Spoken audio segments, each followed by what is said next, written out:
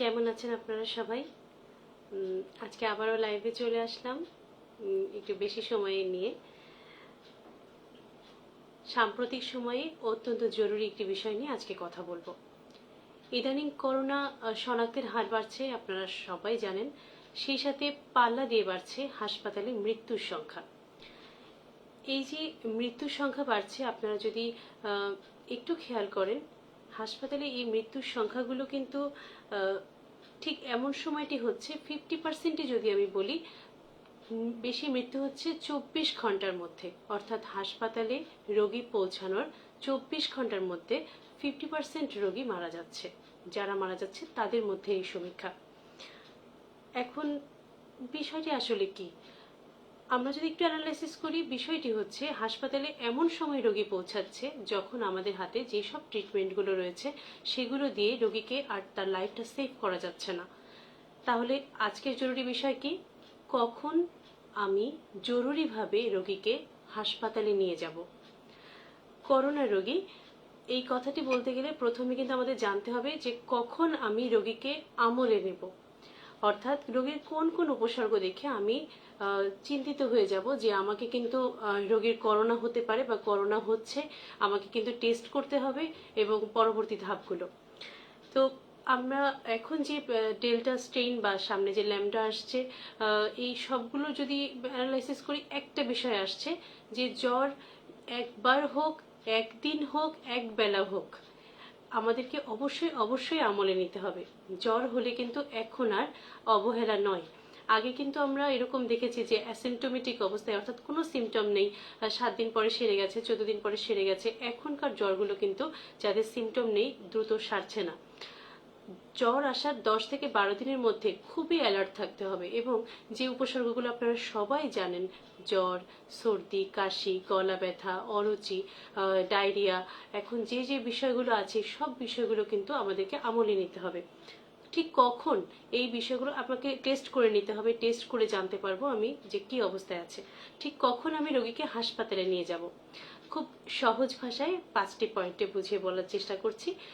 যখন আমি দেখব যে রোগীর শ্বাসকষ্ট হচ্ছে, করোনা রোগীর কিন্তু গলা ব্যথা, মানে গলার বা শ্বাসতন্ত্রের কি কি জিনিস হয়, গলা ব্যথা হতে পারে, কাশি হতে পারে, এর সাথে কানেক্টেড সর্দি থাকতে পারে, এই বিষয়গুলো থাকতে পারে। এখান থেকে একটু একটু করে আপনি যদি কখনো বোঝেন যে রোগী হাঁটাচলা করতে যে তার কাশি বেশি হচ্ছে, রোগী হঠাৎ করে ঘন ঘন শ্বাস নিচ্ছে, রোগী হাঁটাচলা করতে গেলে কাশছে এবং দম ধরে রাখতে পারছে না, এরকমটা যদি আপনি ফিল করেন, তাহলে কিন্তু আপনি বুঝবেন যে এই রোগীটির বোধহয় শ্বাসকষ্ট হচ্ছে।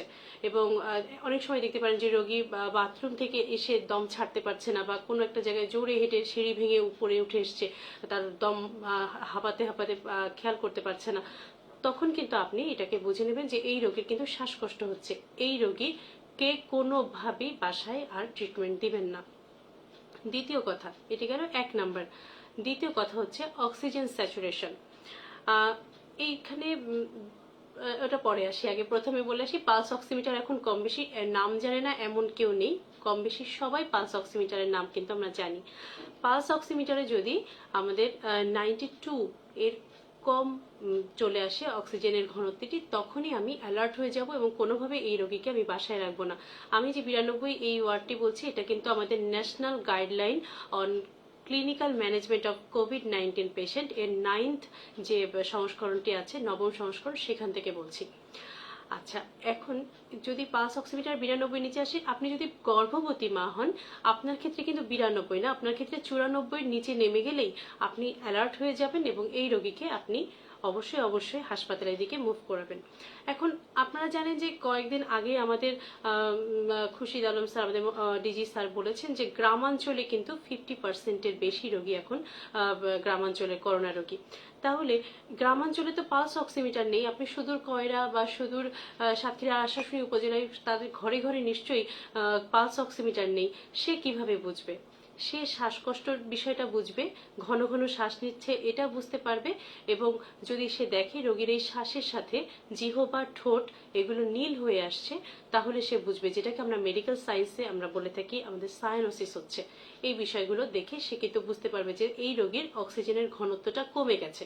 তার কাছে পালস অক্সিমিটার নেই, কিন্তু তাকে কিন্তু অবশ্যই অবশ্যই হাসপাতালে এইগুলো লক্ষণ দেখে চলে আসতে হবে। আচ্ছা, এরপরের বিষয়টি হচ্ছে তার ব্লাড প্রেশার, বা আমরা যদি ব্রড হেডিংয়ে বলি কোমরবিডিটিস। আমরা এখানে অনেকবার বলেছি যে মৃত রোগী যারা, তারা কিন্তু শুধু করোনায় মারা যাচ্ছে না, তাদের সাথে রিলেটেড রয়েছে তাদের কোমরবিডিটিস।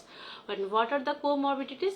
আমাদের কোমরবিডিটিসের মধ্যে রয়েছে ডায়াবেটিস, হাই ব্লাড প্রেশার, রয়েছে CLD, kidney, chronic kidney disease, liver disease, mental disorder, dementia, তারপরে ক্যান্সার, যারা অ্যাক্টিভ ক্যান্সারে রয়েছেন, যারা কেমোথেরাপিতে রয়েছেন, যারা স্টেরয়েডের ট্রিটমেন্টে রয়েছেন, এই সবগুলো কিন্তু তাদের কোমরবিডিটিসের সাথে সম্পর্কিত। তাহলে এই ধরনের রোগী যখনই আমি দেখব, তখন কিন্তু আমি তার ব্লাড প্রেশার, যেটা আমি দুটো জিনিস পারি, আমি কাছাকাছি পারি। একটা হচ্ছে আপনি বাসায় বসে আমি ডায়াবেটিসটা চেক করতে পারি, পাশের দোকানে এখন খুব অ্যাভেলেবেল, সেখান থেকে নিতে পারি, অথবা এবং সাথে আমি একটু ব্লাড প্রেশার মেশিন দিয়ে তার ব্লাড প্রেশারটা চেক করতে পারি। এই দুইটা কিন্তু আমি হাতের কাছে করতে পারি। এইটা যখনই আমি দেখবো যে অ্যাবনর্মাল আমার কন্ট্রোলে নাই, আমি কিন্তু তখনই এই রোগীকে বাসায় রাখবো না, কোনোভাবে বাসায় রাখবো না, তখনই আমি রোগীকে শিফট করাবো। এর সাথে আমাদের এখন নতুন একটা বিষয় হয়েছে, এবং একটু আগেই আমি বোধহয় সন্ধ্যা 7টার সময় 2জন পেশেন্ট আমাকে ফোন দিয়েছেন যে তাদের অতিরিক্ত ডায়রিয়া হচ্ছে। একজন মহিলা, সম্ভবত 65 ইয়ার্স, তার অতিরিক্ত ডায়রিয়া হচ্ছে, গতকাল থেকেই হচ্ছিল। আমি কিছু প্রেসক্রাইব করেছি, কমেছে, কিন্তু আজকে দুপুর থেকে আবার বেড়েছে। তো এইটা যখন হবে, এখন কিন্তু ডায়রিয়া, এই বিষয়টি খুব জরুরিভাবে দেখতে হবে। আগের ডায়রিয়া, আপনি স্যালাইন দিলেন বা কলেরা স্যালাইন দিলেন, কমে গেল, বিষয়টি কিন্তু এখন নেই। আর কোভিড রিলেটেড ডায়রিয়া যদি হয়, এই ডায়রিয়া অন্য রোগ ডায়রিয়ার মতোই আপনার ইলেকট্রোলাইট ইমব্যালেন্স করে দিতে পারে, শরীরে যে লবণের ঘনত্বগুলো আমরা বলি এদিক ওদিক করে দিতে পারে, এবং আপনাকে প্রচণ্ডভাবে দুর্বল করে দিতে পারে। এই দুর্বলতা কিন্তু আপনার জন্য একটা ভয়ানক ব্যাপার, কারণ একটা মানুষ মনের থেকে যখন সাহস হারিয়ে ফেলে, তখন কিন্তু সে অনেক বেশি রোগের সাথে অ্যাটাচড হয়ে যায়। মানুষ মন থেকে যখন সাহস না পায়, সে কিন্তু সেই সুস্থতাটা ফিল করতে পারে না। তো আমরা 4টা জিনিসের কথা বললাম, আরও একবার বলি। শ্বাসকষ্ট যদি অতিরিক্ত দেখেন, শ্বাসকষ্ট অর্থাৎ ঘন ঘন শ্বাস নিচ্ছে, দম ছাড়তে কষ্ট হচ্ছে, হাঁটাচলা করতে কষ্ট হচ্ছে। নাম্বার 2, যদি অক্সিজেন স্যাচুরেশন দেখেন কমে যাচ্ছে 92 নিচে, প্রেগন্যান্সিদের জন্য 94 নিচে। আচ্ছা, এখানে একটু কথা বলি। অনেকে কিন্তু আমরা বাসায় অক্সিজেন সিলিন্ডার নিয়ে কিন্তু অক্সিজেনের যে ট্রিটমেন্টগুলো রয়েছে সেগুলো দেওয়ার চেষ্টা করছি। এখানে একটু বলে রাখি যে চিকিৎসকরা বলছেন, গবেষকরা বলছেন, চিকিৎসকের তত্ত্বাবধান ছাড়া এভাবে অক্সিজেন দেওয়াটা এবং অক্সিজেনের এটা কিন্তু একটু সচেতন হওয়া দরকার। কারণ অনেকেই কিন্তু অতিরিক্ত ট্রমা বা সাইকোলজিক্যালি হঠাৎ করে তার শ্বাসকষ্টটা বাড়ছে, অক্সিজেন কমে যাচ্ছে, এরকমটাও হতে পারে। আবার এরকমটা হতে পারে যে অক্সিজেনটা তার 80-র নিচে নেমে গেছে, আমি সিলিন্ডার দিয়ে দ্রুত অক্সিজেন দিলাম, তার হঠাৎ করে 95 আবার ফিরে আসলো। কিন্তু এই রোগীর হয়তো সন্ধ্যায় এই ঘটনা হয়েছে। যখনই এই রোগী কিছুটা 95 এসে কিছুটা সেটেল হয়ে গেছে, আপনি সিলিন্ডার আর দিলেন না এবং আপনি মনে করছেন রোগী সুস্থ, হঠাৎ করে দেখতেই পারেন রাত 12টায় রোগীর 50-এর নিচে স্যাচুরেশন, অর্থাৎ হিডেন হাইপোক্সিয়া তার ডেভেলপ করেছে। এই বিষয়গুলো কিন্তু খেয়াল রাখতে হবে। এই জন্য বাসায় অক্সিজেন যারা দিচ্ছেন তারা সিরিয়াস থাকবেন। এই রোগীকে যে কোনো সময় হসপিটালে নিতে হতে পারে, এবং চিকিৎসকের তত্ত্বাবধানে দেওয়াটা সবচেয়ে সহজ এবং সবথেকে নিরাপদ।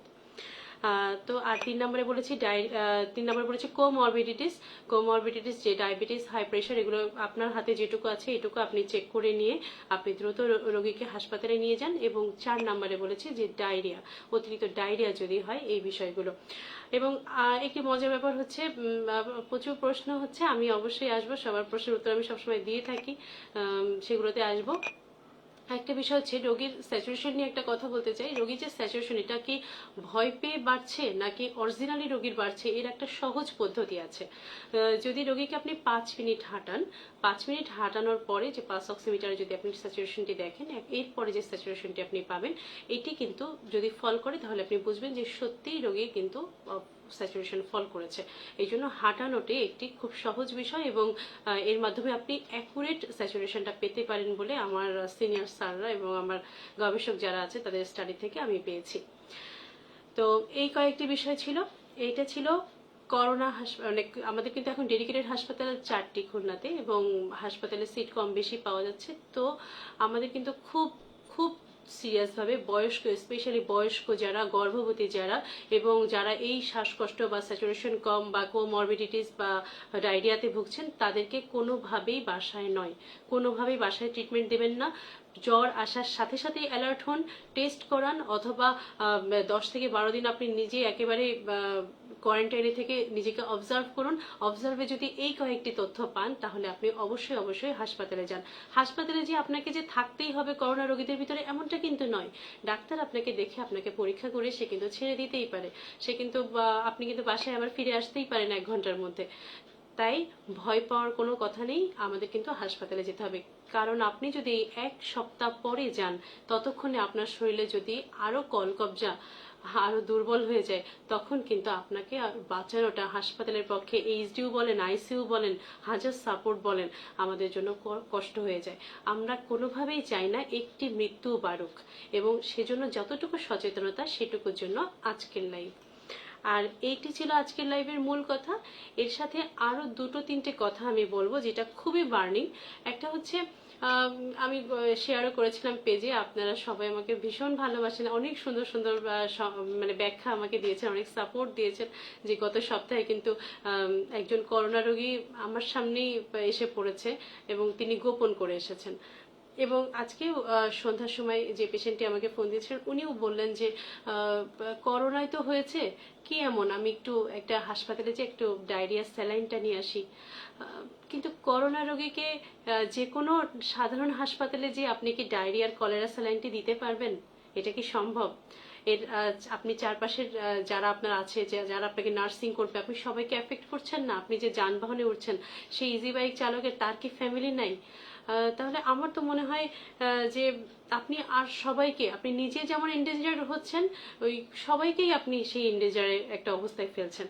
তাই করোনা ডেডিকেটেড হাসপাতালে রোগীর চিকিৎসা করান, দরকার হয় টেলিমেডিসিন করুন, আগে থেকে খোঁজ খবর নিন। কিন্তু করোনা ডেডিকেটেড হাসপাতাল ছাড়া অন্য কোনো হাসপাতালে এই চিকিৎসা করাবেন না। এবং এমনটা নয় করোনা ডেডিকেটেড হাসপাতালে আপনাকে সবাই ফেলে দেবে, আপনার প্রতি খুব অসহনশীল কথাবার্তা বলছে, এমনটা কিন্তু নয়। তাহলে কেন গোপন করছেন? এই গোপন করে আসলে আপনার কি লাভ হচ্ছে, এটা আমার বোধগম্য নয়। বরং আপনি যদি আমাকে দ্রুত বলতেন, বা ডাক্তার চিকিৎসককে আপনি দ্রুত জানাতেন, আপনাকে দ্রুত ব্যবস্থা নিতে পারতাম, এবং আপনার জন্য কিন্তু খুব ফলপ্রসূ কিছু করতে পারতাম আমরা। তো এটি একটি বিষয়, আপনারা কেউ পজিটিভ হলে গোপন করবেন না। আমরা খুব সবাই ভীষণ চেষ্টা করছি কিন্তু আপনাদের সবার জন্য, আমরা যারা মেডিকেল পার্সোনাল সবাই চেষ্টা করছি, গোপন করার কোনো দরকার নেই। নাম্বার 2, একই মাস্ক বারবার পরা। এখন কিন্তু আমরা সবাই কম বেশি মাস্ক পরি, এটা একটা খুব ভালো বিষয়। আমি বলবো না সব খারাপ, সব খারাপ, কেউ সচেতন হচ্ছে না এমনটা না, অনেকেই সচেতন হচ্ছে, আগের থেকে অনেক অনেক সচেতন হচ্ছে। কিন্তু বিষয়টি হচ্ছে মাস্ক পরছে কিন্তু এখনো আমরা নাকের নিচে, এটি কিন্তু আমার নিজেরও মাঝে মাঝে হয়। আমি খুব অ্যালার্ট থাকার চেষ্টা করি, অনেক অ্যালার্ট হয়েছি আগের থেকে। তো এই জন্য আপনাদেরকে বলছি, মাস্ক নাকের নিচে পরবেন না। মাস্ক পরছেন খুব ভালো কথা, আর একই মাস্ক বারবার পরবেন না, একই মাস্ক বারবার পরবেন না। অফিসে যারা কাজ করছেন তাদেরকে বারবার, আমি আগের লাইভেও বলেছি, যে একটি মাস্ক এবং তার উপরে যদি একটি সুতি বা গেঞ্জির কাপড় একটি মাস্ক পরা যায়, ডাবল প্রোটেকশন, অর্থাৎ মুখটা পুরাটাই ঢেকে থাকে, কারণ অনেকক্ষণ থাকতে হয় অফিসে। তো আমরা যারা সকাল 9টা-5টা অফিস করি, আমাদের এই বিষয়গুলো খুব সিরিয়াস, যে আমরা এগুলোকে মেনটেন করা উচিত। তো একই মাস্ক বারবার পরলে যে যে সমস্যাগুলো হয়, এটি আরেকটি লাইভে আমি বুঝিয়ে বলবো, আজকে শুধুই শিরোনাম বলে গেলাম। এবং এই মাস্কটি আপনার যখন ইউজ করা হয়ে যাচ্ছে, আপনি কোথায় ফেলছেন, এই বিষয়টির ব্যাপারে খুব গুরুত্ব দিবেন। কারণ এই মাস্কের থেকেও কিন্তু অনেক বেশি করোনা ছড়াতে পারে। আমরা কিন্তু সংক্রমণ আর চাই না। ছোট্ট ছোট্ট কিছু সচেতনতা আমাদেরকে সুস্থ সেই লাইফে আবার ফিরে দিতে পারে। তো প্লিজ প্লিজ প্লিজ একই মাস্ক বারবার পরবেন না, এবং মাস্কটি যেখানে ডাস্টবিনে যেভাবে ফেলতে হয় টিস্যু দিয়ে মুড়িয়ে এইভাবে ফেলুন, তাহলে আমাদের সংক্রমণ হারটা কিছুটা হলেও কিন্তু কমবে এই ছোট ছোট কাজে। আর আপনারা তো জানেনই, ডায়াবেটিস যারা কোমরবিডিটিস এবং যারা স্টেরয়েড খাচ্ছে, যাদের ইমিউনো সাপ্রেশন আছে, তারা কিন্তু এরকম মাস্ক দীর্ঘক্ষণ বা একই মাস্ক পরলে ব্ল্যাক ফাঙ্গাসের যে বিষয়টি, এটা কিন্তু আছে। তাই এই বিষয়গুলোতে জরুরি থাকতে হবে, মানে জরুরিভাবে অ্যাটেনশন নিতে হবে। আমার মোটামুটি আজকের যে প্রসঙ্গগুলো, সেগুলো কম বেশি শেষ। এরপরে আমরা প্রশ্ন উত্তরে চলে যাব। এই সংক্রান্ত প্রশ্ন থাকলে বেশি ভালো হয়, কারণ আজকে এই বিষয়টা নিয়ে আমি পড়াশোনা করে এসেছি। চেষ্টা করব আপনাদেরকে সর্বাত্মক উত্তর দেওয়ার জন্য। আর প্রত্যেক লাইভের শেষেই আমি লাইভের মূল বিষয়টিকে আরও একবার বলে সেটা অবশ্যই আর একবার রিপিট করব। এর মধ্যে আজকে অনেক মানুষ কমেন্ট করেছেন, তাদের কথাগুলো একটু শুনে আসবো।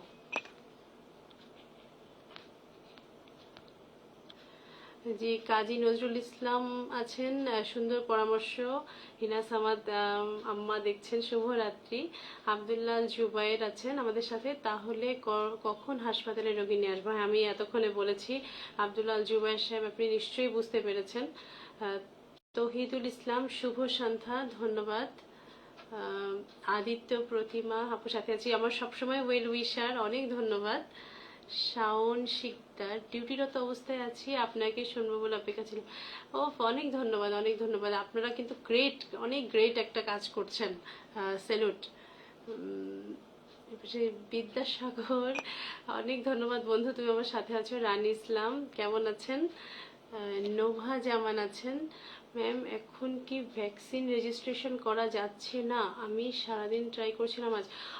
একটু ফ্রি টাইমে করুন সারাদিন, মানে কি হঠাৎ করে সুরক্ষা অ্যাপসটা খুলেছে তো সবাই একসাথে লগ ইন করলে তো আপনি এমনিই পাবেন না। হয়তো হয়ে যাবে, অনেক সময় একটু ব্লক থাকে, তবে সুরক্ষা অ্যাপস খুলে গেছে এবং ভ্যাকসিন সম্পর্কিত আজকে আমি একটা পোস্ট করেছি, ওখানে আপনি ডিটেলিং পাবেন।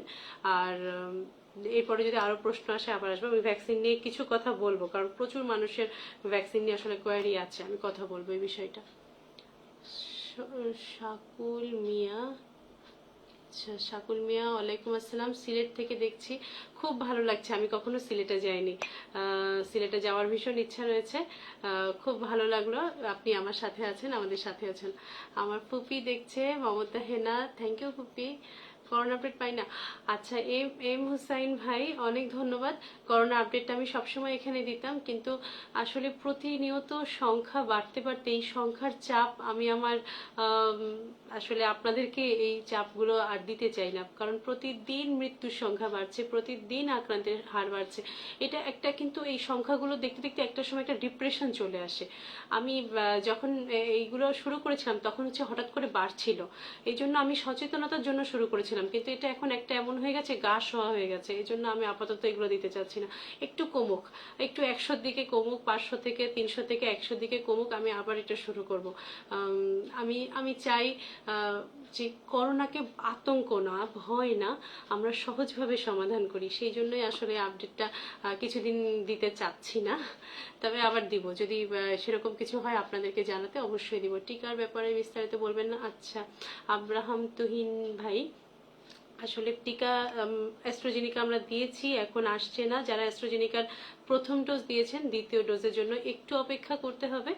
আর সাইনোফর্ম ভ্যাকসিন তো প্রথম দিকে যারা স্টুডেন্ট ছিল এবং মেডিকেল স্টুডেন্ট, নার্স, আইন শৃঙ্খলা রক্ষা বাহিনী, তারা পেয়েছে এবং এখন আজকেও এসেছে ভ্যাকসিন, এখন উপজেলায় যাচ্ছে। আমরা কিন্তু এখন মোটামুটি 35 ঊর্ধ্ব সকলকে উদ্বুদ্ধ করা হচ্ছে, এবং যারা কোমরবিড পেশেন্ট, এই যে একটু আগে যারা বললাম, তাদেরকে চিকিৎসকের পরামর্শ নিয়ে এই টিকাটি কিন্তু এখন নেওয়ার জন্য উৎসাহিত করা হচ্ছে, যেহেতু মৃত্যুহার কিন্তু এই সংখ্যাগুলোর মধ্যে বেশি, এই জন্য এই ব্যাপারগুলোকে সিরিয়াসলি দেখা হচ্ছে। আমার মনে হয় 35 ঊর্ধ্ব থাকলে আপনি সাইনোফার্ম টিকা নিতে পারবেন এবং 1 মাস পরে এর সেকেন্ড ডোজটি নেবেন। মডার্নার টিকা এখনো এসে পৌঁছায়নি, আসার কথা। আর ফাইজার তো ঢাকা থেকে বের হওয়ার কথা না, কারণ আমরা জেলা পর্যায়ে আসলে এই টেম্পারেচারটা মেনটেন করা খুব ডিফিকাল্ট। আচ্ছা, কাজী নজরুল ইসলাম, ধন্যবাদ। শেখ রাজিম হোসেন রাজু, ধন্যবাদ। তানজিনা শান্তা, ম্যাডাম আমার হাজবেন্ডের করোনা পজিটিভ, উনি নেগেটিভ আসার কতদিন পরে? 1 মাস পর, 1 মাস পরে উনি দিতে পারবেন, 1 থেকে 2 মাস পর। রাকিবুল ইসলাম মুক্তি, আলহামদুলিল্লাহ ভালো আছি ভাই। রাজু রায়হান, বাচ্চার বয়স যদি 19 মাস হয়, এখনো বুকের দুধ খায়, তাহলে মাকে ভ্যাকসিন দিতে পারবেন। দেখেন এখানে 2 বছর পর্যন্ত আমরা বলি ল্যাকটেটিং মাদার, এই পরে কিন্তু উইনিং পিরিয়ড হয়ে যায়। যদি 19 মাস মানে হচ্ছে 1 বছর 7 মাসের মতো, আপনারা বেশি আর অল্প কিছুদিন আছে, আপনি আমার মনে হয় আর 1-2 মাস পরের থেকে রেজিস্ট্রেশন করেন, এটা বেটার হয়। কারণ ল্যাকটেটিং মায়েদের কিন্তু এখনো গভর্নমেন্ট ওভাবে বলেনি, যদিও আমরা জার্নালে দেখি যে কিছু হবে না, কিছু হবে না, কিন্তু আমাদের গভর্নমেন্ট এখনো গর্ভবতী এবং ল্যাকটেটিং মায়েদের কিন্তু এখনো বলেনি দিতে। আচ্ছা, আমজাদ হোসেন, আলহামদুলিল্লাহ ভালো আছি। মানবতা ফিরে ওয়ালাইকুম আসসালাম, আলহামদুলিল্লাহ ভালো আছি ভাই। এম এ হোসেন, যাদের শ্বাসকষ্ট আছে তারা কি ভ্যাকসিন নিতে পারবে? যারা শ্বাসকষ্ট ভুগছেন, মানে হাঁপানি যদি থাকে, তারা মানে আসলে ভ্যাকসিন নেবেন কিনা এই বিষয়টাই কিন্তু বলা হয়েছে যে কোমরবিড রোগী যারা, চিকিৎসকের, আপনি নিশ্চয়ই একজন চিকিৎসকের পরামর্শে আছেন, সে বুঝতে পারবে আপনি আসলে কোন পর্যায়ে আছেন। উনি বলতে পারবেন আপনাকে যে ভ্যাকসিন আপনি নেবেন কি নেবেন না, কারণ এটা তো পেশেন্ট টু পেশেন্ট ভ্যারি করে। আপনার ধরেন যে অ্যাজমাটি আছে, সেটা হয়তো সেরকম না, আপনি হয়তো ভ্যাকসিন নিতে পারেন। আবার অনেক তীব্রতর শ্বাসকষ্ট, তখন ভ্যাকসিন নেবেন কি, জীবন বাঁচানোটাই মূল দরকার, এটা কিন্তু ভ্যারি করবে। এই জন্য আমরা বলছি যে আপনার চিকিৎসক দেখিয়ে। বয়স 24, অক্সিজেন লেভেল কত অবধি থাকা ভালো ম্যাম? আমরা বলি 95-এর উপরে ইটস ভেরি গুড, 95 to 100 এটা অনেক ভালো, এটা হচ্ছে নর্মাল বলতে পারেন। আচ্ছা, বিপুল বিশ্বাস আছেন, সাইদুল সাইদ, কোভিড পজিটিভ হলে কি রেমডেসিভির দিতে হবে? কোভিড পজিটিভ হলেই কি দিতে হবে? আসলে প্রোটোকল যেটা বলে, আমাদের যত গাইডলাইন আছে, চিকিৎসকের পরামর্শ নিতে হবে। কারণ আপনি বাসায় বসে রেমডেসিভির একা একা ট্রাই করবেন, সেটা তো হবে না। আপনার অবস্থা বুঝে তারপরে ব্যবস্থা। তাই হলেই দিবেন কিনা এই প্রশ্নের আসলে কোনো ক্লিয়ার কাট উত্তর নেই, এবং প্রথমে হলেই দিবেন না, প্রথমে আপনি এই ধরনের ওষুধের জন্য অবশ্যই বিশেষজ্ঞ চিকিৎসকের পরামর্শ নেবেন, তাহলে আমার মনে হয় আপনি ক্লিয়ার হয়ে যাবেন। ফয়সাল আহমেদ সাদি আছে, ধন্যবাদ। পলক মন্ডল আছে, থ্যাংক ইউ। কেমন আছে বাবা? আলোচনা অত্যন্ত মনোমুগ্ধকর, অনেক ধন্যবাদ। আমাদের সাথে আছেন যশোর থেকে রিনা সামাদ। আচ্ছা, ইনিকে, আচ্ছা, সুমন কে হালদার, আপু একটা বিষয় জানার ছিল। আমার মা অ্যাস্ট্রাজেনিকার প্রথম ডোজ টিকা দিয়ে ইন্ডিয়া গিয়েছিল, দ্বিতীয় ডোজ দিতে পারেনি, সেক্ষেত্রে তিনি সামনের বার, সেটা একটা বড় প্রশ্ন দিচ্ছে। প্রথম ডোজে 3 মাসের বেশি হতে চলেছে, যেটা 4 মাসও বলা হয়, 4 মাস পর্যন্ত। কিন্তু উনি যখন ইন্ডিয়া থেকে এসছেন, কি তিনি সামনের বার দ্বিতীয়, আচ্ছা, প্রথম কথা, অ্যাস্ট্রাজেনিকা সেকেন্ড ডোজ কিন্তু আমাদের হাতে এখনো আসেনি, আসলে তো উনি দিতেই পারবেন, একটু অপেক্ষা করতে হবে। দ্বিতীয় কথা হচ্ছে, প্রথম ডোজের আমরা 3 মাস বলি, অনেক ক্ষেত্রে 4 মাসের কথা আমি শুনেছি অনেক জায়গায়, এটা হতে পারে, তবে তার আগে ভ্যাকসিন চলে আসার কথা, উনি অবশ্যই দিতে পারবে। তবে ইন্ডিয়া থেকে যদি ফিরে আসে, ওনাকে কোয়ারেন্টাইনে রেখেন। ইন্ডিয়া থেকে ফিরে যদি আসে, ওনাকে খুব সর্বোচ্চ মানে সতর্কতা নিয়ে থাকতে বলেন। পলক মণ্ডল, ধন্যবাদ বাবা। এলিয়া কোতালি আছেন, good advice ma'am, thank you, welcome. Pradip Biswas, আপু আমার ওয়াইফ করোনা পজিটিভ, মাঝে মাঝে বুকে ব্যথা যন্ত্রণা করছে, কি করতে পারি? আপনি আগে দেখেন, প্রথম কথা হচ্ছে সহজ বিষয় থেকে যাবেন। আমরা ডাক্তাররা ক্রিটিক্যালরা ভাবতে পারি, কিন্তু আপনি ভাবে সহজ থেকে, গ্যাসের সমস্যা হচ্ছে কিনা আগে খেয়াল করুন। যদি তা না হয়, যদি শ্বাসকষ্ট হয়, বুকে ব্যথা থেকে আপনি হার্টের ব্যথাও কিন্তু হতে পারে। আমি জানি না আপনার ওয়াইফের বয়স আপনি উল্লেখ করেননি, এটা যদি বা হাত দিয়ে এরকম ব্যথা রেডিয়েট করে, সেটা কিন্তু হার্টের ব্যথা হতে পারে। তো করোনা পজিটিভ বলছেন, তো করোনা পজিটিভের বুকে ব্যথার কারণ আসলে আমরা প্রথম কথাই দেখে নিই যে শ্বাসকষ্ট আছে কিনা, শ্বাসকষ্টটাকে একটু এক্সক্লুড করুন। আর যদি খুব বুকে ব্যথা হয়, বাসায় রাখার কোনোভাবেই দরকার নেই, একটু হাসপাতাল ঘুরে আসুন। আচ্ছা, কাজের রোগ প্রতিরোধ ক্ষমতা বাড়াতে কি ধরনের খাদ্য খেতে হবে? কেমন আছেন? খুব ভালো লাগছে, একজন গুণী মানুষ আসলে মন্তব্য করেছেন। রোগ প্রতিরোধ ক্ষমতা বাড়াতে আমরা বলি যে অ্যান্টি অক্সিডেন্ট যে খাবারগুলো, এই খাবারগুলো আমাদের রোগ প্রতিরোধ ক্ষমতাকে অনেক বেশি বাড়ায় বা ইমিউনিটিকে বুস্ট করে, যেটা বলি, অর্থাৎ ভিটামিন এ, সি, ই এবং প্রোটিন জাতীয় খাবার, অর্থাৎ মাছ, মাংস, ডিম, যে বিষয়গুলো, ক্যালসিয়াম সমৃদ্ধ খাবার, দুধ, ডিমেও কিছু ক্যালসিয়াম রয়েছে। ভিটামিন এ, সি, ই বলতে তো আমরা সবাই জানি, সি মানে টক জাতীয় যত ফল আছে, মালটা, আমলকি, লটকন, যত ফল আছে।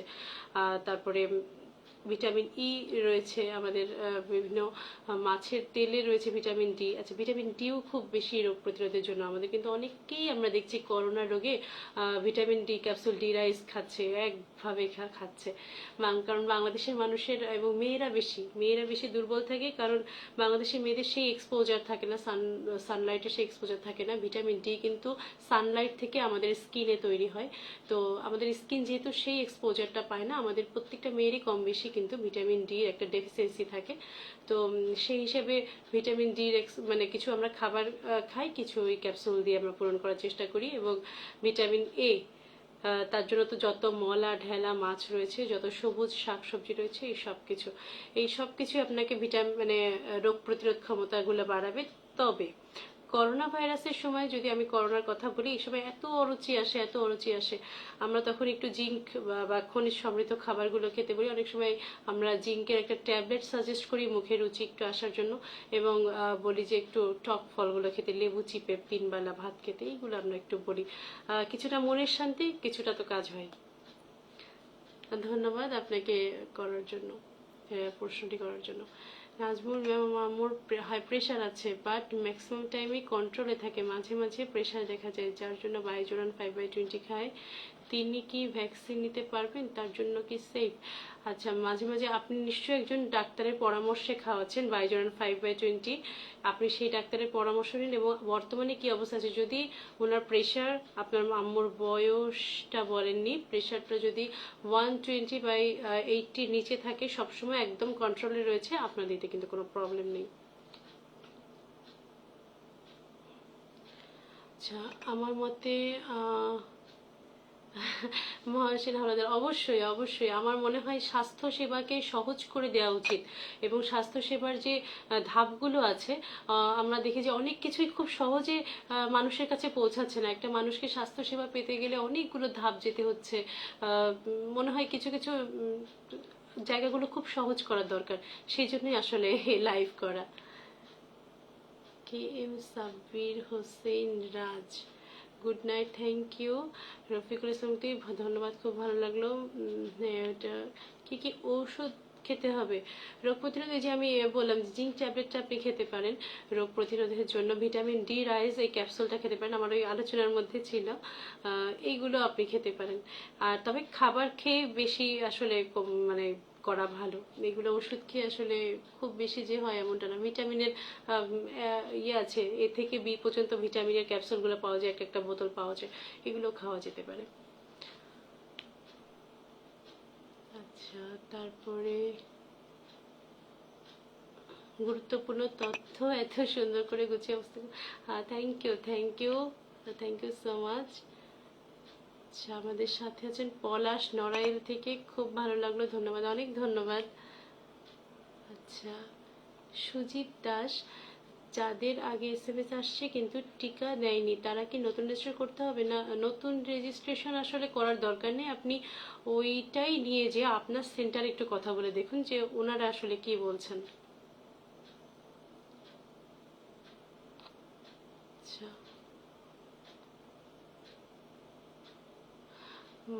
মাশরাফি শাহরিয়ার আপু, সিনোফার্মের ভ্যাকসিনের কি ওয়ানলি দেওয়া হবে খুলনাতে, নাকি মডার্না দেওয়ার চান্স আছে? মডার্না আসবে, কিন্তু কবে আসবে এটা বলতে পারি না ভাই। সিটি কর্পোরেশন এলাকায় কোন কোম্পানির ভ্যাকসিন দিবে? সিটি কর্পোরেশন সাইনোফার্ম দিবে, এবং সিটি কর্পোরেশন শুধু মডার্না দিবে, মডার্নাটা আসলে। রূপা সরকার, হ্যালো বন্ধু, দিমাগে, আচ্ছা টিকা দিইনি, এখন টিকা দিতে পারবো? হ্যাঁ, দিতে পারবেন সুজিত দাস, দিতে পারবেন। কেমন আছেন? রূপা, ভালো আছি, তুই কেমন আছিস? আমি আমার স্ত্রী গতকাল রেজিস্ট্রেশন করেছি, কবে নাগাদ টিকা? আপনার SMS আসলে আপনি কোন, আসলে এই SMSটা আসলে এভাবে আসে যে আপনি কোন সেন্টারে দিয়েছেন, সেই সেন্টারের সক্ষমতা কত, এই অনুযায়ী কিন্তু প্রত্যেকটি সেন্টার মানে তাদের ইয়েকে, মানে ক্যান্ডিডেটকে SMS পাঠায়। তো আপনার যখনই এরকমটা মানে আপনার সেন্টার স্বয়ংসম্পূর্ণ হয়ে যাবে যে আপনাকে তখন SMS পাঠাবে, সেই হিসেবে আপনি চলে যাবেন। প্রতিদিন 5-7টা জ্বরের রোগী আসছে, অনেকেই ডায়াবেটিস অ্যাজমা পায়, হিস্ট্রি আচ্ছা গোপন করে, তবুও কাজ করি, এক্সপ্রেশন পাই। আপনার মতো কয়েকজন মানুষ থেকে আপনি দোয়া করি, আমাদের জন্য দোয়া করবেন যাতে নিজে থেকে, একদম ঠিক, গোপন করে, এই জন্য অ্যালার্ট থাকতে হবে। আর বিশ্বাস করবেন না এই কথা বলছি না, সম্মানের সাথে বিশ্বাস করুন এবং নিজের সুরক্ষা নিশ্চিত করুন। মানে একেবারে মানে সেবা করতে যেয়ে কিন্তু নিজে বিপদ পড়লে হবে না, কারণ আপনি একজনকে সেবা করতে যেয়ে বিপদে পড়লে আরো 10 জন আপনার সেবা থেকে বঞ্চিত হবে। আচ্ছা, আচ্ছা, ফাতিমা বিনতে আজাদ আপু, আমরা সেকেন্ড ডোজ কিভাবে দিব? যারা কোভিশিল্ডের প্রথম ডোজ দিয়েছিলাম 2 মাস হয়ে গেল আপু, আরও 1 মাস ওয়েট করতে পারবেন, আপনি জানেন। আর হচ্ছে অ্যাস্ট্রাজেনিকা আবার আসার কথা, একটু সেই পর্যন্ত অপেক্ষা করতে হবে আপু। পয়সা সাদি আছেন এখনো আমাদের সাথে। জামাল হোসেন, কতদিন পর টিকা নেওয়া যাবে? 1 মাস পর। কালকে খুলনায় টিকা দেওয়া হবে কিনা? মিজানুর রহমান মিল্টন, টিকা তো চলছে। অলিজা খাতুন, আসসালামু আলাইকুম। বৃহস্পতিবার আমার আব্বু আম্মুর দুইজনই হালকা জ্বর ছিল, শুষ্ক কাশি ছিল, এখন ঘ্রাণ পাই না, শরীর দুর্বল, শুরু থেকেই নাপা খেয়েছি, সাথে গরম পানি, আদা। দুর্বলতা কাটার জন্য কি করতে পারি? আপনাদেরকে এই লাইভের আগেও আমি কিন্তু বলেছিলাম যে খুব বেশি ইয়ে আসে, কিন্তু দুর্বলতা কিন্তু গ্রাস করে এই ভাইরাসের এই মানে নেচারটা এরকম, অনেক বেশি দুর্বল করে দেয়। তাই দুর্বলতা কাটানোর জন্য তো যে খাবারের কথা বললাম সেগুলো তো করবেন, পর্যাপ্ত রেস্ট নেবেন, এবং একটা পোস্ট কোভিড সিনড্রোম কিন্তু একটা হ্যাঙ্গিং ওভার দুর্বলতা কিন্তু থেকেই যায় 3 মাস। এটাকে আস্তে আস্তে কেটে যাবে। এটা হঠাৎ করে মানে কাটানোর জন্য আপনি অনেক কিছু করে ফেলেন, এরকম করলে কিন্তু হবে না। সময় দিন নিজের শরীরকে আবার তার জায়গায় ফিরে যাবার জন্য, কিছুটা সময় দিন। আমার মনে হয় আপনি এটা খুব অচিরেই সুস্থ হয়ে যাবেন। কিন্তু এটাকে নিয়ে প্যানিক হওয়া যাবে না যে কেন সুস্থ হচ্ছি না, কেন দুর্বলতা কাটছে না, এগুলো করা যাবে না। আচ্ছা, আপু 76 বছর, অলরেডি কোভিড ইনফেকশন হয়েছে, রেমডেসিভির ইউজ করা হয়েছে, 2 মাস হয়েছে, তার কি সাইনোফার্মের ভ্যাকসিন? 2 মাস হয়ে গেছে, হ্যাঁ আপনি ভ্যাকসিন নিতে পারবেন, হ্যাঁ নিতে পারবেন। আচ্ছা, তো অনেকগুলো কমেন্ট আসছে, অনেকগুলো কমেন্ট আসলে যেটা হয় আমার এদিক ওদিক চলে যায়। সজীব খান আছেন, অনেক ধন্যবাদ। এম এ হোসেন, শুভকামনা। টিকা দিতে চাই সবসময়, বাইরে বাইরে থেকে। হ্যাঁ হ্যাঁ, প্রণব, প্রণব আমার ছোট ভাই, সেকেন্ডারি স্কুলের, অবশ্যই দিয়ে ফেলো কিন্তু ভাইয়া। আচ্ছা,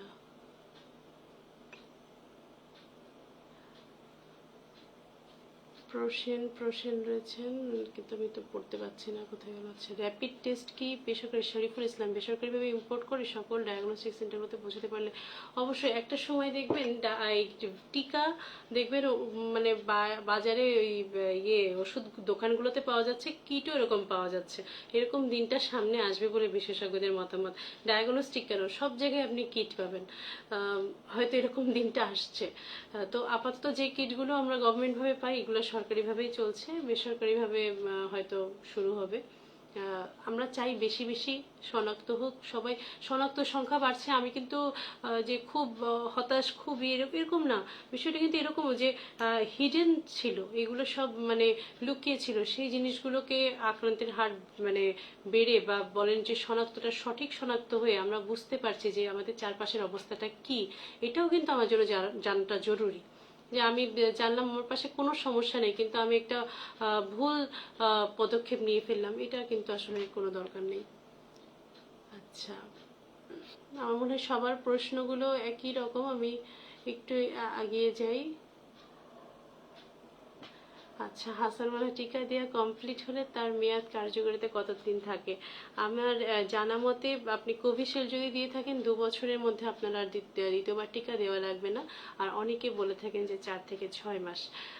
তবে এই কনসেপ্টটা 2 বছরটাই বেশি শোনা গিয়েছে।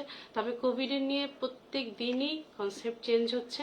একমাত্র কোভিডই বোধহয় সেটি যেটা ন্যাশনাল গাইডলাইন মানে 9 থেকে 10 বারের মতো মানে চেঞ্জ হয়েছে, যেটা অন্য কোনো রোগের ক্ষেত্রে এতটা কখনো চেঞ্জ হয়নি, বা এত কম সময়ের মধ্যে চেঞ্জ হয়নি।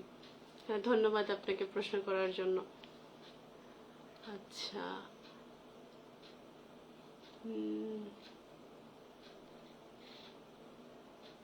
লাবণী, আচ্ছা আপু, বেবির বয়স 14 মাস, টিকা দেওয়া যাবে? বেবির বয়স 14 মাস, আরেকটু পরে দিবেন, আরেকটু পরে, 14 মাস খুব কম। Happy to see. Naima Akter আপু, কেমন আছেন?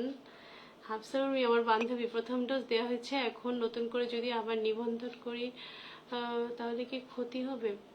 একবার নিবন্ধন হয়ে গেলে দ্বিতীয়বার নেবে কিনা এটা কিন্তু একটা ব্যাপার। দ্বিতীয়বার তোটা নিচ্ছে কিনা এটা খেয়াল রাখ। আমার মনে হয় নেয়ার কথা না, প্রথমটাতেই হয়ে যাওয়ার কথা। ঠিক আছে, আর সেকেন্ড ডোজের জন্য অপেক্ষা করে অ্যাস্ট্রাজেনিকা দিয়ে থাকলে অ্যাস্ট্রাজেনিকাই দিতে হবে। এটা একবার আপনাদেরকে বলে দিই যে আপনি যদি কোভিশিল্ড দিয়ে থাকেন আপনাকে কোভিশিল্ডে দিতে হবে, সাইনোফার্ম দিলে সাইনোফার্ম দিতে হবে, আপনি মডার্না দিলে মডার্না দিতে হবে। অর্থাৎ এখানে মিক্সিং ম্যাচিং যে ভ্যাকসিন যে কনসেপ্টটা, এটার কিন্তু সুযোগ নাই। আচ্ছা, আরাধনা Kumar Mondal, ma'am national university student, না কবে ভ্যাকসিন দিতে পারবে, এটা আসলে ন্যাশনাল ইউনিভার্সিটির এই কথাটা আসলে বলা হয়নি, এই বিষয়টা আমার জানা নাই। তবে এখন তো সবার জন্য 35-এর উপরেই সবাই কম বেশি দিতে পারছে। চীনের টিকার কার্যকারিতা কতটুকু? এখন টিকা মানে সবাই ভালো, এখন চীনের কোনটা ইন্ডিয়ার কোনটা এর কার্যকারিতা হিসাব করতে গেলে আপনি যদি সাইনোফার্মের হিসাব করেন, আমরা তো পার্সেন্টেজ হিসেবে বলি, মডার্না সব থেকে বেশি, ফাইজারের সব থেকে বেশি, দেন মডার্না, দেন অ্যাস্ট্রাজেনিকা, দেন এই সাইনোফার্ম, এইগুলা। তা আসলে আগে টিকা দিয়ে নেন, কার্যকারিতার বিষয় নিয়ে এত ভাবলে কিভাবে হবে। স্ক্যাবো ট্যাবলেটের ব্যাপারে জানতে চাই, আসলে কি কার্যকরী? স্ক্যাবো ট্যাবলেট আমি আসলে কাউকে প্রেসক্রাইব করা লাগেনি আমার এখনো, তবে নিশ্চয়ই এটা চিকিৎসক যারা সিনিয়র আছেন তারা ভালো বলতে পারবেন যে এটা আসলে ক্ষেত্র বিশেষে কোথায় কোথায় কার্যকরী হবে, কিন্তু এই বিষয়ে বোধহয় আমি আসলে দেই নাই। আইভারমেকটিনে যে বিষয়গুলো আছে, এই বিষয়গুলো রেমডেসিভির, এগুলো আসলে বিশেষজ্ঞ চিকিৎসকরা অবস্থা বুঝে বিশেষ বিশেষ পেশেন্টদের দিয়ে থাকেন, এটা সবার জন্য আসলে ওইভাবে না। আচ্ছা দেখুন, আচ্ছা হক মুন্না ডক্টরস ইনফরমেশন চিটগাং, আচ্ছা ভালো থাকবে Subir Kumar Saha, very good service, thank you so much. আচ্ছা মামুন হোসেন, ভ্যাকসিনের টিকা নিচ্ছি, এখন কি আমি করোনা টিকা নিতে পারবো? বি ভাইরাসের টিকা নিচ্ছি। হেপাটাইটিস বি, এটার কিন্তু একটা সুন্দর ইয়ে ছিল, গতবারও আমরা এটা বলেছিলাম, হেপাটাইটিস বি আর করোনা ভাইরাস যদি একসাথে হয় আপনার মোটামুটি 14 দিনের একটা গ্যাপ থাকার লাগবে, এটা করলে আপনি পারবেন।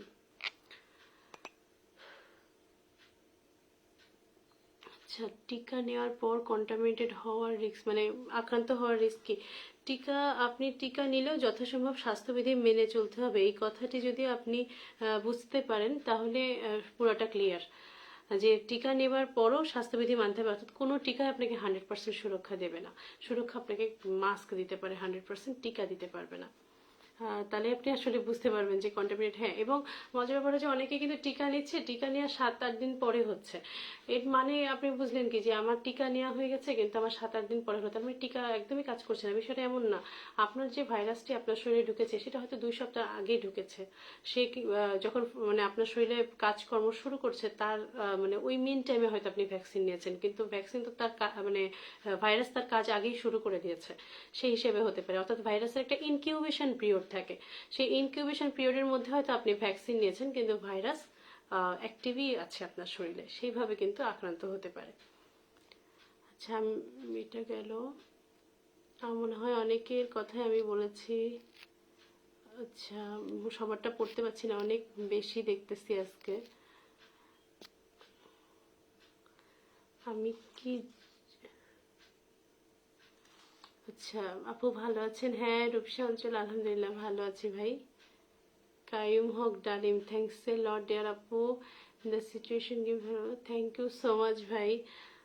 আমি গত আসলে অ্যাডভাইস তো না, আমি আসলে নিজের থেকে ভাবি, আমার আমার আব্বা আম্মা যদি কষ্ট পাইতেন, আমার আব্বা আম্মাকে যদি হাসপাতালে নিয়ে যেতে হতো কি করতাম আমি। সেদিনকে একটি জায়গায় খাবার বিক্রি করছে, আমি আসছিলাম, তো এত ধাক্কাধাক্কি করছে কয়েকজন মহিলা, আমি রিক্সা থেকে নেমে সেখানে আওয়াজ তোলার চেষ্টা করলাম। আমি জানি যে আমি টোটালি করোনার মধ্যে ঢুকে যাচ্ছি, মানে ওখানে তো চারপাশে এত গ্যাদারিং, ওখান থেকে আমার সংক্রমণ হওয়ার সম্ভাবনা 100%-এর মতো। কিন্তু আমার মনে হলো যে তারপরেও যে একটু কথা বলি, একদম ছোট বাচ্চাদের মতো তাদেরকে লাইন আপ করানোর চেষ্টা করেছিলাম। জানি না বোধহয় আমি চলে আসার পরে সেটা আর থাকেনি।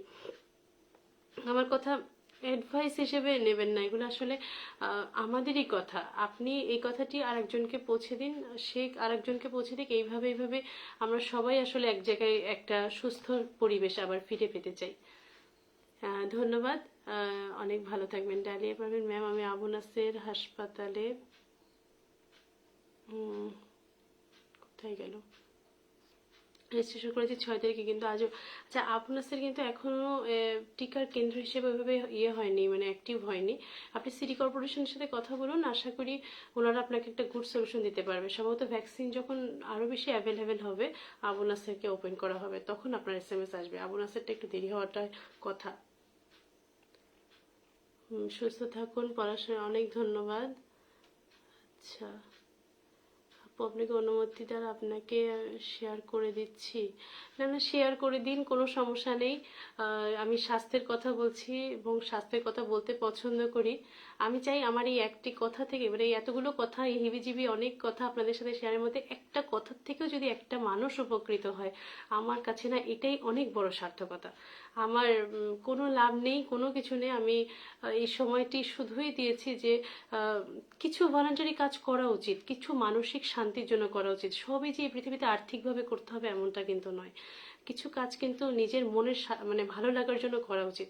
যে অন্তত 10টা মানুষ আমার কথা কানের মধ্যে নিল, তারা পরের দিন একটু স্বাস্থ্যবিধিটা মানল, বা এই আমার কথা শুনতে শুনতে হয়তো মনে করলো যে আপু কিন্তু গতকাল বলেছিল না মাস্কটা নাকের উপরে রাখতে হবে, এই যে কথাটা বললো, এই বা ভাবলো, আমার কাছে এটা অনেক বড় একটা ব্যাপার। থ্যাংকস এ লট ডিয়ার আপু in this situation. Now thank you. আচ্ছা, ন্যাশনাল ইউনিভার্সিটি এগুলো সব বলেছি। চমৎকার সামনে হচ্ছে ভার্সিটি স্টুডেন্টদের কবে পাবেন? এটা দাঁড়ান দাঁড়ান, এটা চলে গেল। করোনা পজিটিভ থাকা অবস্থায়, বাপরে এত দ্রুত চলে গেলে আমি কিভাবে পাবো? আচ্ছা, ইমন খান আপু, আচ্ছা অনেক ধন্যবাদ ভাই, দোয়া রাখবেন আমার জন্য। 6 তারিখ, আচ্ছা এটা বলেছি। আচ্ছা, সবচেয়ে ভালো হতো আপনাদের সাথে সামনাসামনি কথা বলতে পারলে, অনেক প্রশ্নের উত্তর দিতে পারতাম। এভাবে প্রশ্ন চলে যাচ্ছে, অনেক প্রশ্ন মিস হয়ে যাচ্ছে। ইমন খান ধন্যবাদ। আচ্ছা বাবা, একই প্রশ্ন আসে। ডালিয়া পাবেন, অনেক ধন্যবাদ আপু। আচ্ছা, হোসেন তারিক, হোসেন তারিক হারিয়ে গেছে। আচ্ছা, সিনোফার্মের ডোজ নেওয়ার পর 28 দিন পরে দ্বিতীয়, হ্যাঁ হ্যাঁ, ডেট দিচ্ছি 33, নো প্রবলেম নেই, 28 আর 33 কাছাকাছি, সমস্যা নেই। আচ্ছা, ইমন খান ধন্যবাদ ভাই।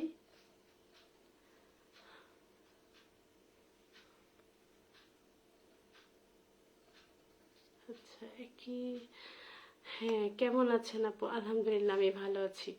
আমি বোধহয় আপু আচ্ছা ঠিক আছে, একই প্রশ্ন বারবার আসছে কেন? এই লকডাউনে, দাঁড়ান, এই লকডাউনে আপনি লাইভে এসে করোনা নিয়ে অনেক পদক্ষেপ নিয়েছেন। হাওলাদার, মহাসিন হাওলাদার, অনেক ধন্যবাদ, অনেক ধন্যবাদ।